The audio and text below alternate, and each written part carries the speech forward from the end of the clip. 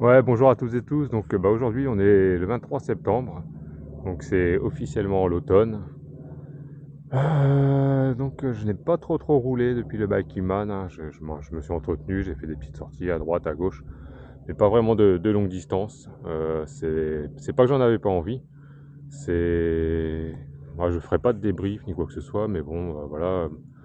De par mon activité, j'avais beaucoup de boulot pour cette fin de saison. Il fallait que je mette mes abeilles en hivernage, que je finisse les récoltes, que je commence les mises en pot. Voilà le taf quoi. Donc c'est ma première année en pro, suite à une reconversion, pour ceux qui me connaissent un peu. Et donc là, moi, je suis bien avancé, j'ai terminé la mise en hivernage. Et maintenant c'est reprise du vélo et comme dans le titre de cette vidéo, et maintenant. Et maintenant, c'est aussi une chanson. Et maintenant que vais-je faire? Mais avant toute chose, après avoir vécu ce Bikeman à Aura, que j'ai kiffé à mort, et maintenant qu'est-ce que je vais faire? Bah là, ouais, plus ça avance, plus j'ai envie d'en retester un. Après, je ne sais pas lequel, parce que de par mon activité, mai et juin, c'est vraiment le gros coup de bourre. La Aura, c'était début août, donc ça, c'était pas trop mal. Ça collait bien avec mon planning. Mais bon, il reste le Scadi. Le Scadi qui peut être super intéressant. Les Pyrénées, je les ai fait une fois. C'est magnifique. La Corse me tente aussi. Le France. Bon, en gros, tout me tente, quoi. C'est vrai que, quel que soit le Bikeman, c'est tellement top comme aventure. Ouais, on se recentre un peu sur l'essentiel. Voilà, on sait que on peut vivre avec pas grand-chose. Il suffit d'avoir le mental et la santé, bien sûr. Donc en attendant, je vais aller faire un petit tour, encore profiter de ces 20 degrés qu'il y a en pleine d'Alsace, même si j'ai mis les manches longues parce que dans la descente d'école maintenant c'est frais. Allez, je vous dis à tout à l'heure. Bien le 23 septembre, ce n'est toujours pas les couleurs de l'automne. Bon après là c'est clair, ce sont des sapins donc il n'y a pas de danger qu'ils changent de couleur. Mais en altitude là il y a déjà quelques arbres qui changent de couleur. Alors est-ce que c'est la sécheresse? Est-ce que c'est la saison? Ça, mystère. En tout cas, les températures sont encore agréables. Là, il fait 18 degrés. Et pour en revenir à et maintenant, que vais-je faire? Sans faire un débriefing ou quoi que ce soit. Voilà, c'était mon premier Bikeman. Je l'ai géré à l'arrache. Je pense qu'on peut mettre des stratégies en place. J'en avais déjà parlé. D'autres en ont aussi parlé, comme Simon Barrette. Après, les stratégies volent un peu en éclats. On peut se dire, ouais, si j'avais dormi un peu plus, si j'avais mangé autrement, si j'avais pas attendu, pris un peu le temps de planer. Mais bon, pour moi, l'objectif est rempli à 200%, voire 300, 500. J'en tire que du bon. Déjà, je suis finisher. Ça, voilà, c'était mon premier objectif, hein, c'était finir. J'arrive fatigué, hein, comme tout le monde, je pense, mais pas cramé. Des petits bobos à droite, à gauche, rien de spécial.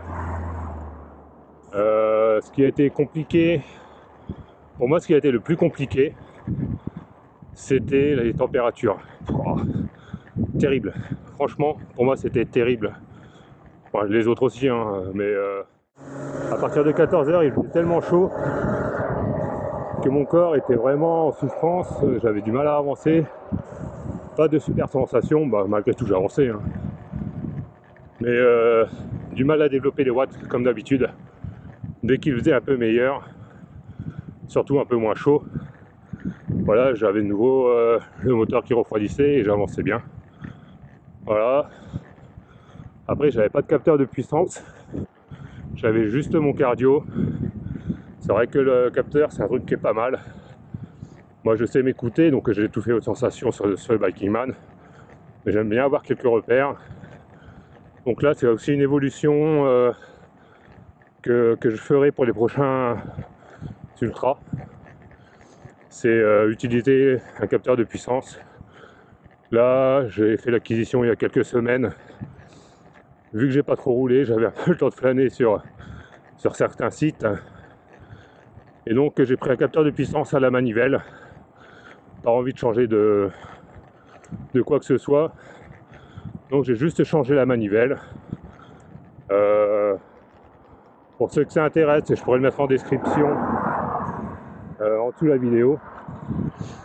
Voilà, donc ça permet vraiment de jauger l'effort de façon constante. Car le cardio arrive à un moment, il ne veut plus rien dire. Vous êtes tellement dans l'endurance et dans la fatigue que de toute façon le pépère il monte plus trop quoi.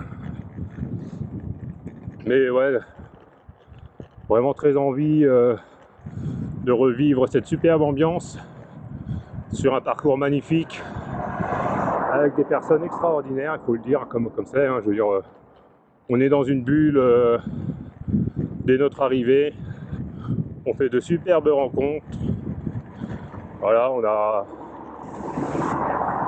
n'a pas de titre, on est tous égaux face à la route, au kilomètre, à la météo, et ça c'est vraiment super sympa de se retrouver comme ça sur une même épreuve. Après certains pour la course, c'est normal, il faut aussi qu'il y ait du challenge, mais voilà, après chacun s'est jaugé. Je pense que les gens qui vont sur ce genre d'événement se connaissent très bien. Chacun était plus ou moins à sa place, mis à part des bobos à droite, à gauche, comme Léo. Léo, c'est une machine. Hein.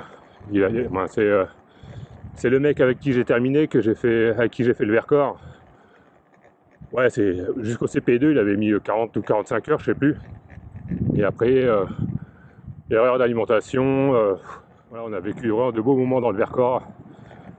Nous étions là l'un pour l'autre, à se motiver, à s'entraider. Quand lui avait un coup de mou, je l'aidais. Quand c'était l'inverse, il m'aidait. Voilà, c'était vraiment sympa. Ouais, c'est vraiment top. Après, au niveau alimentation et tout, j'ai pas eu de problème. De toute façon, je suis un bouffe-tout, alors il y a tout qui passe. Les siestes, j'en ai fait le premier et le deuxième jour, aux heures les plus chaudes.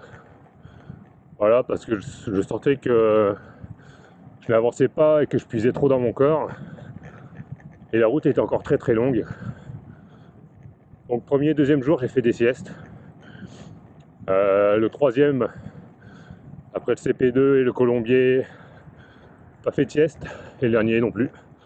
Bon, après, au niveau des nuits, j'ai dormi le premier soir au CP1. J'ai fait 2 petites heures. Je suis reparti avec Adrien jusqu'au Puy-Marie. J'ai redormi sur le matin vers 5 heures, une petite heure. Donc ça fait 3 heures déjà. Deuxième jour, c'était dans la plaine, dans le Beaujolais. Là j'ai dormi presque 4 heures. Sans réveil, sans rien, nickel. Et troisième soir, dormi 3 heures en haut du granier. Voilà. Donc 3, 4, 7, une dizaine d'heures et des micro-siestes. Ouais. Voilà, c'est... Après, de toute façon, c'était mode aventure. Donc je me suis pas trop pris la tête avec ça. Quand je sentais qu'il fallait que je dorme, j'y allais. Je poussais pas trop loin. Pas prendre de risques. J'arrive dans Grande Elbruche. Voilà, je vais aussi vous faire profiter du paysage. Plutôt très très sympa.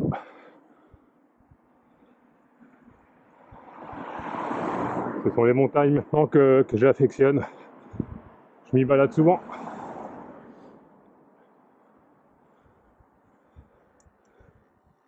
Pour continuer sur le...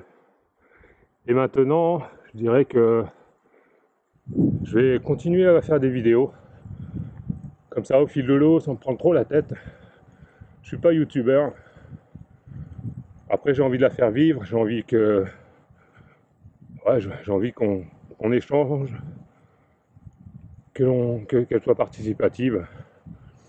Voilà, chaque commentaire, bah, c'est toujours sympa. prends pas toujours le temps de répondre à tout le monde. Mais bon, je les lis et ça m'inspire aussi pour la suite. Je sais qu'il y a plein de choses qui sont perfectibles. Là, je pense que je vais bientôt rechausser aussi mes pneus gravel. Tant que les routes sont propres, je continuerai comme ça avec mes roues de route. Mais dès que ça va devenir un peu plus humide et glissant, je remettrai donc mes roues de gravel et en plus, je ferai un peu plus de chemin. Voilà.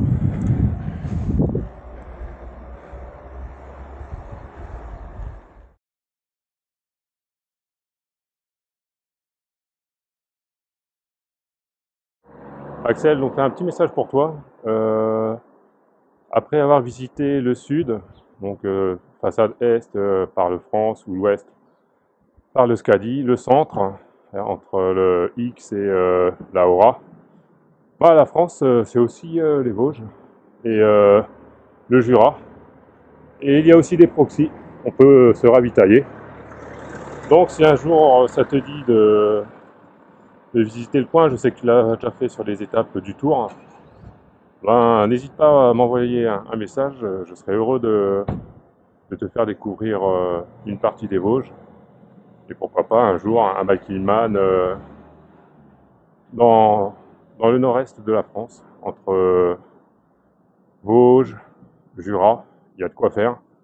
Voilà, ça c'est un petit message perso, ça serait aussi sympa, parce qu'on se déplace toujours du nord vers le sud, et c'est rare qu'il y ait de belles et grandes organisations comme la tienne qui se passent dans la partie nord de la France. Surtout pour ne rien oublier, je vais vous parler de mon Grax, parce que c'est vraiment un vélo hyper polyvalent, comme vous avez pu le voir sur mes vidéos précédentes. Il en a fait pas mal cet été. Au mois de juillet, c'était le périple avec la remorque en Bretagne, les 1000 bornes. Et ensuite, le Bikingman Origin. Salut! Ouais, c'est le Bikingman Origin. Donc, ouais, c'est un superbe vélo qui me convient tout à fait. Donc, il fera partie de mes aventures à venir. Voilà, je suis pas prêt de le laisser au clou.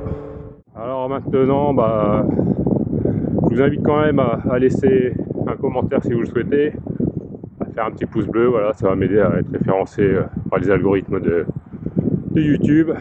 C'est toujours sympa d'avoir des j'aime, ça m'incite quand même à continuer à faire ces vidéos et à partager mes aventures au gré du temps, au gré des saisons.